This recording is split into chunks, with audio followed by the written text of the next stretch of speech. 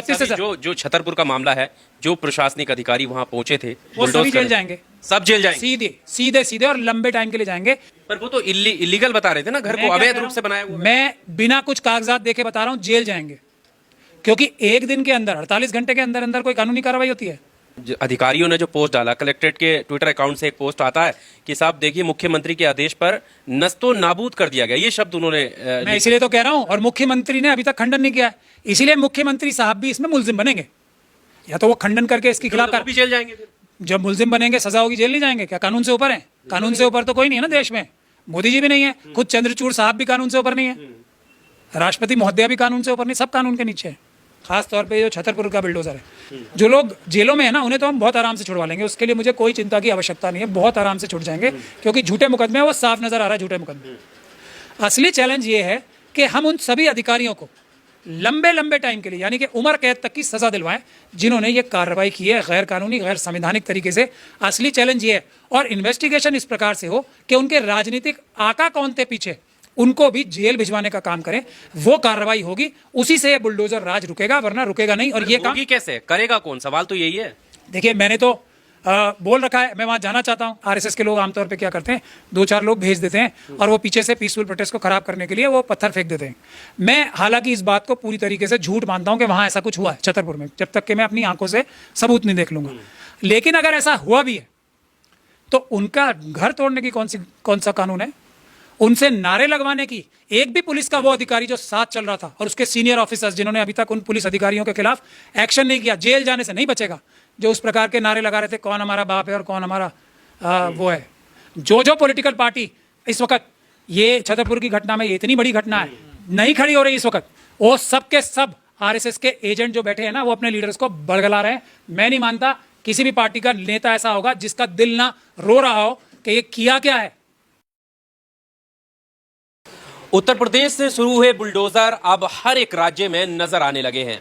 आपने देखा होगा कि जब न्याय की बात होती है तो बुलडोजर के सहारे न्याय देने का प्रयास किया जा रहा है। ताजा मामला मध्य प्रदेश के छतरपुर का है, जिसकी तमाम तस्वीरें आपने देखी होंगी, जहां पर एक आरोप के चलते 5 करोड़ की तकरीबन लागत से बना एक बंगला जमींदोज कर दिया जाता है, और न सिर्फ बंगला बल्कि गाड़ियां भी तोड़ी जाती हैं। सवाल कई सारे हैं सोशल मीडिया पर, आवाम ये सवाल कर रही है कि क्या न्यायालय ऐसी खामोश रहेगा?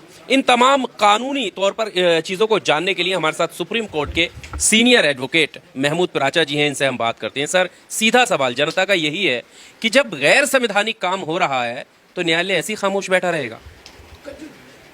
देखिए, पहले तो आपको मैं आपके सवाल में थोड़ा सा तरमीम करना चाहूँगा कि ये बुलडोज़र की शुरुआत जो है यूपी से नहीं हुई है, इजराइल से हुई है।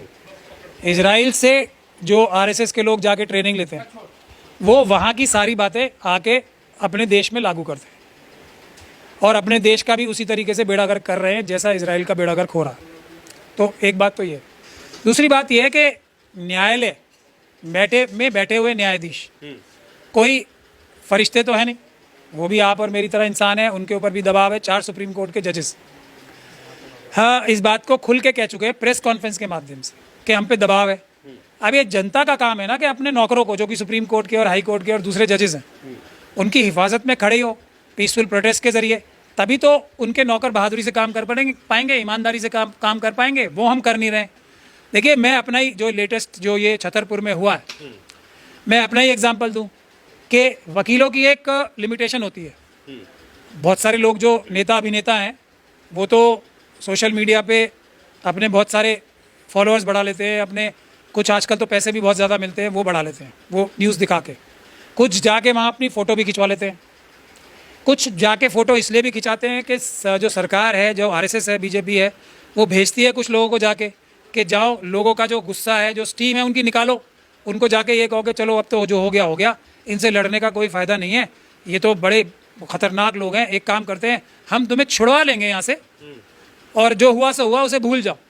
ये जो लोग, ऐसे लोग हैं ना, वो सबसे बड़ी वजह है इन चीज़ों के बार बार होने के, क्योंकि ये लोग जो हैं जाके उन लोगों को हौसला देते हैं कि जाओ तुम कुछ भी करो, हम लोगों को मना लेंगे, उनके हमदर्द हितैषी बन के उनको आपके खिलाफ कोई कानूनी और संवैधानिक कार्रवाई करने ही नहीं देंगे। ये बुनियादी वजह है बुलडोज़रों के कामयाब होने की। कोई भी बुलडोज़र, ख़ास तौर पे जो छतरपुर का बुलडोज़र है, ये अगर इसके लिए कानूनी कार्रवाई की जाएगी, जो लोग जेलों में है ना उन्हें तो हम बहुत आराम से छुड़वा लेंगे, उसके लिए मुझे कोई चिंता की आवश्यकता नहीं है, बहुत आराम से छुट जाएंगे, क्योंकि झूठे मुकदमे हैं, वो साफ नजर आ रहा है झूठे मुकदमे। असली चैलेंज ये है कि हम उन सभी अधिकारियों को लंबे लंबे टाइम के लिए, यानी कि उम्र कैद तक की सजा दिलवाएं, जिन्होंने ये कार्रवाई की है गैर कानूनी गैर संवैधानिक तरीके से। असली चैलेंज ये है, और इन्वेस्टिगेशन इस प्रकार से हो कि उनके राजनीतिक आका कौन थे पीछे, उनको भी जेल भिजवाने का काम करें, वो कार्रवाई होगी, उसी से ये बुलडोजर राज रुकेगा, वरना रुकेगा नहीं। और ये काम कैसे करेगा कौन, सवाल तो यही है। देखिए, मैंने तो बोल रखा है मैं वहां जाना चाहता हूं, और अभी तक क्यों नहीं जा रहे? वकील की मजबूरी, वकालतनामा नहीं तो कैसे जाऊं मैं वहां जाके फोटो खिंचवाने, तो जाऊंगा नहीं। पार्टी बने, कोई पार्टी बने, कोई शिकायत करे, मुझे वकील एंगेज करे, कोई तो करे, फिर देखो मैं क्या अंजाम करता हूं। जो मैंने दिल्ली दंगों में किया, कोई कम किया मैंने अंजाम? मैंने 32 से जो छतरपुर का मामला है, जो प्रशासनिक अधिकारी वहां पहुंचे थे, वो सभी जेल जाएंगे, सब जेल जाएंगे, सीधे सीधे और लंबे टाइम के लिए जाएंगे। जरूरत इस बात की है कि लोग संवैधानिक रास्ता मजबूती से इख्तियार करें। बल्कि मैं तो ये कह रहा हूं, जो वहां नजर नहीं आ रहे थे, जो उनके राजनीतिक लोग स्पीचेस दे रहे हैं ना, जो मैंने एक व्यक्ति को तो देखा ही है, वो भी जाएंगे। पर वो तो इलीगल बता रहे थे ना, घर को अवैध रूप से बनाया हुआ। मैं बिना कुछ कागजात देखे बता रहा हूं, जेल जाएंगे, क्योंकि एक दिन के अंदर 48 घंटे के अंदर अंदर कोई कानूनी कार्रवाई होती है, ये मैं इस अंदाजे से बता रहा हूं, 100% जेल जाएंगे। सिर्फ जरूरत इस बात की है कि लोग खड़े होकर अपना संवैधानिक रास्ता इख्तियार करें मजबूती के साथ। कौन आरएसएस का एजेंट है ये पहचाने, जो आके बड़ी बड़ी मीठी मीठी बातें कर रहे हैं और जाके हैदराबाद और दूसरी जगह जाके पैसे कलेक्ट करते हैं, वो लोग गद्दार है। मैं ये फिर बता रहा हूं, और मुझे ये मजबूरी में कहना पड़ता है, वो लोग आपका नुकसान करने के लिए आए हैं। आदमी सही वही है जो ये बोले कि उस चीफ मिनिस्टर साहब ने अभी तक इसके खिलाफ, कोई चीफ सेक्रेटरी साहब ने, चीफ मिनिस्टर साहब ने इस गैरकानूनी कार्रवाई के खिलाफ काम नहीं किया, तो इनडायरेक्टली वो भी जिम्मेदार है। He is promoting such acts. ऐसा कह के कौन जा रहा है और ऐसा करेगा कौन? नहीं है, मैं कह रहा हूं कि एक आदमी की बात नहीं है ये, हर वो व्यक्ति जो भारत के संविधान में विश्वास रखता है और वो उन लोगों से किसी तरह का वोट का या किसी प्रकार का फायदा उठा चुका है, तो उसकी जिम्मेदारी तो डबल है। लेकिन हर अंबेडकरवादी की भी जिम्मेदारी है उन लोगों के साथ खड़ा रहे। देश में कहीं भी ऐसा होता है, जैसे ट्राइबल्स के साथ क्या कम हो रहा है मध्य प्रदेश में, लेकिन प्रॉब्लम वहीं आती है, वकालतनामा कौन सा है। पर अभी जो अधिकारियों ने जो पोस्ट डाला, कलेक्ट्रेट के ट्विटर अकाउंट से एक पोस्ट आता है कि साहब देखिए, मुख्यमंत्री के आदेश पर नस्तो नाबूद कर दिया गया, ये शब्द उन्होंने मैं इसीलिए तो कह रहा हूं, और मुख्यमंत्री ने अभी तक खंडन नहीं किया है, इसीलिए मुख्यमंत्री साहब भी इसमें मुलजिम बनेंगे। या तो वो खंडन करके इसके खिलाफ भी जेल जाएंगे फिर। जब मुलजिम बनेंगे, सजा होगी, जेल नहीं जाएंगे क्या? कानून से ऊपर है?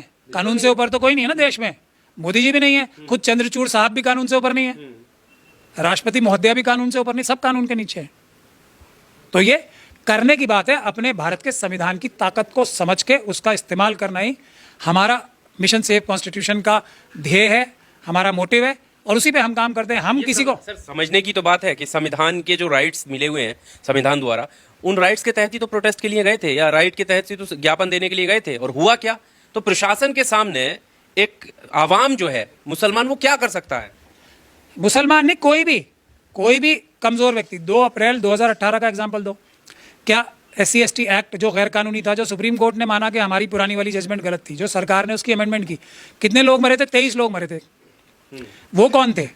वो भी तो पीसफुल प्रोटेस्ट कर रहे थे ना, उनको गोली चला के मारा। कोई ये मुसलमानों के साथ अकेले नहीं हो रहा, ये बात समझने की है। अब मान लेते हैं, चलिए एक बार को मान लेते हैं कि RSS ने 2-4 लोगों को, ये पीसफुल प्रोटेस्टर्स को जो थाने के बाहर गए, थाने के बाहर आदमी क्यों जाता है? अपनी गुहार लेके। पुलिस तो हिफाजत करने के लिए ना, किसी ने पुलिस के पास क्यों जाता है कि भाई ये मेरी कंप्लेंट है, उस पर FIR करो? ये करने के लिए कोई जाते हैं 100, 200, 500 लोग। मैं बिल्कुल इस बात को सपोर्ट करता हूँ, हर पुलिस स्टेशन के बाहर पीसफुल प्रोटेस्ट होना चाहिए, अगर वो कानून पे चलकर FIR नहीं करते, क्योंकि FIR नहीं करना एक अपने आप में अपराध है। पुराने वाले IPC में था और अब BNS में भी है।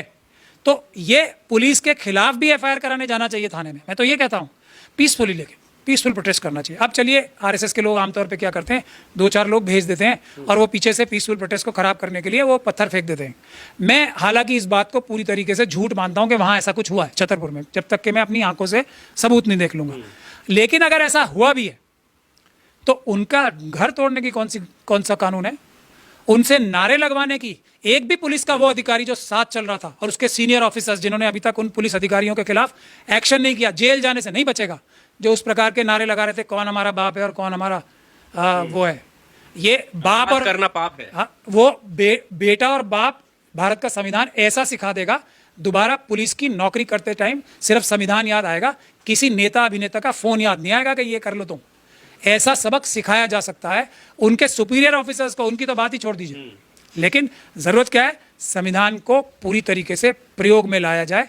मेहनत लगती है ऐसे कामों में, दिल्ली दंगों में कम मेहनत लगी हमारे ऑफिस तक पे रेड हुई, लेकिन हमने करके दिखाया ना, फाइन भी लगवाए और अब जेल भेजने की तैयारी है उन सभी लोगों को जिन्होंने हमले किए थे पीसफुल प्रोटेस्टर्स पे सीए एनआरसी। एक जरूरी सवाल ये भी है, जब विपक्षी नेताओं से आप सवाल करेंगे तो कहेंगे कि हम निंदा करते हैं और सुप्रीम कोर्ट को सुमोटो लेना चाहिए। तो ये जो कानून के जानकार के तौर पर मैं आपसे ये सवाल कर रहा हूँ कि सुप्रीम कोर्ट को क्या ये सारी चीजें नहीं दिख रही होंगी? वो क्यों संज्ञान नहीं लेता जब इतने सारे लोग देश के चाहते हैं कि बुलडोजर की जो कार्रवाई है वो बंद होनी चाहिए, न्यायालय से भरोसा लोगों का उठ रहा है? क्या लगता है आपको?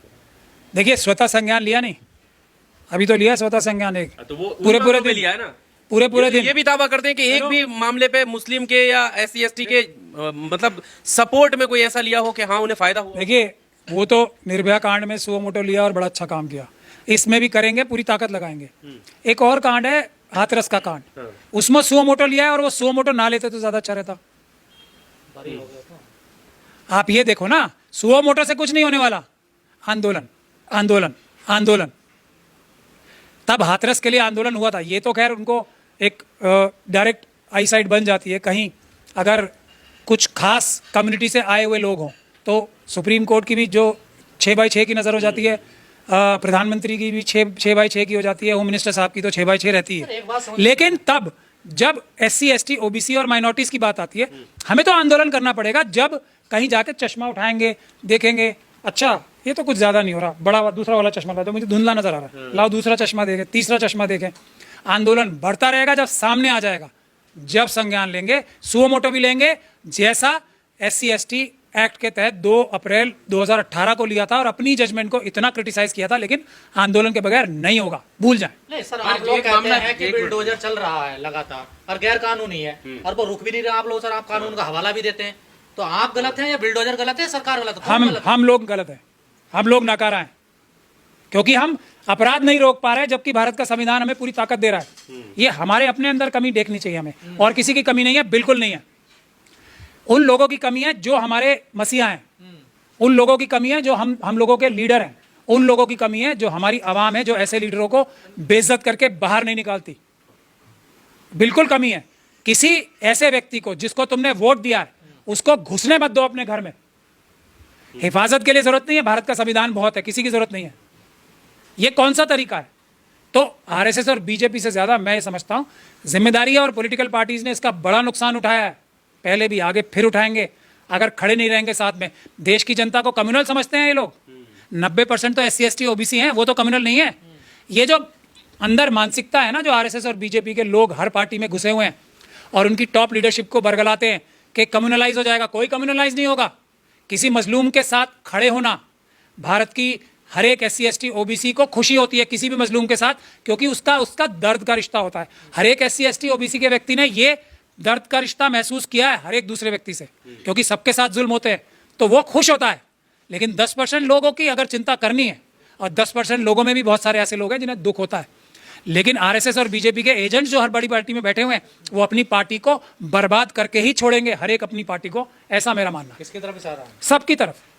जो पॉलिटिकल पार्टी इस वक्त, ये छतरपुर की घटना में, ये इतनी बड़ी घटना है, नहीं खड़ी हो रही इस वक्त, वो सब के सब RSS के एजेंट जो बैठे हैं ना, वो अपने लीडर्स को बरगला रहे हैं। मैं नहीं मानता किसी भी पार्टी का नेता ऐसा होगा जिसका दिल ना रो रहा हो कि ये किया क्या है। नहीं सर, जब ये बुलडोजर चलता है तो क्या हवाला दिया जाता है? आप तो कानून के जानकार है ना सर, क्या कहा जाता होगा? कहने को तो कुछ भी कहते रहो, जैसे 15 लाख देने को कह दो कुछ भी। नहीं, आप तो सरकार के खिलाफ लगातार बोल रहे हैं, आपके घर तो नहीं आया बुलडोजर? मेरे घर बुलडोजर नहीं, मेरे घर रेड हो चुकी है। एक से बुलडोजर तो नहीं आया ना सर? बुलडोजर भी आ जाएगा। तो ये कौन लोग हैं जिनके घर बुलडोजर जाता, कुछ हो भी नहीं पाता सर? ये वही लोग हैं जो जवाबी हमला नहीं करते। मेरे घर भी बुलडोजर, उनके पास होता होगा, मेरे लिए भी बुलडोजर आएगा जिस दिन सरकार को ये लगेगा कि मैं जवाबी कार्रवाई नहीं करूं। मैंने अमित शाह के खिलाफ मुकदमा कर रखा है, अमित शाह साहब के खिलाफ डायरेक्ट, क्योंकि उन्होंने ही मेरे घर रेड कराई थी। मैंने वो वीडियो, तो ये जो जवाब देगा ना, उससे मनुवादी जो है डर के भागते हैं। जो जवाब नहीं देगा उसको आगे बढ़ के डराते रहते हैं। डरे हुए हैं। डरना पड़ेगा भारत के संविधान से, मुझसे क्यों डरेंगे? मैं क्या हूं? भारत के संविधान से डरना पड़ेगा। जेल जाएंगे वो, पहले बचे हैं बाल बाल, और वो भी अहमद पटेल की मेहरबानी से, मुझे सब पता है, तो मेरे से मत गलवाओ। अच्छा सर, मध्य प्रदेश का ही मामला है, अभी आप बार बार कह रहे हैं कि वो जेल जाएंगे। एक मामला था, आपको संज्ञान में आपके आया होगा कि थूकने का आरोप लगा और घर को गिरा दिया गया। उसके बाद जब वो खुलासा हुआ तो सामने आ गया कि ये आरोप जो थे बेबुनियाद थे और खरीद फरोख्त करके गवाह तैयार किए गए थे और फंसाने की कोशिश की गई थी। क्या हुआ उसके बाद? कुछ नहीं हुआ, कोई जेल ऐसा वापस कार्रवाई की किसी ने, इतना बड़ा, एक नहीं दर्जनों बुलडोजर की कार्रवाई हो चुकी हैं, किसी ने वापस कार्रवाई की। इसीलिए मैं बोल रहा हूं कि यही बुनियादी फर्क है हम जैसे लोगों में और बाकी लोगों में, बस यही बुनियादी फर्क है। हमें मारोगे तो हम भी तुम्हारे खिलाफ कानूनी कार्रवाई करेंगे, चाहे तुम कितने बड़े ओहदे पे बैठे हो। ये डर भारत के संविधान का हर एक बड़े से बड़े आदमी के डर में डालना बहुत जरूरी है। ये नहीं डालोगे तो घर, मकान, दुकान और उसके बाद तुम्हारी इज्जतें तक लूट ली जाएंगी, कुछ नहीं कर सकते।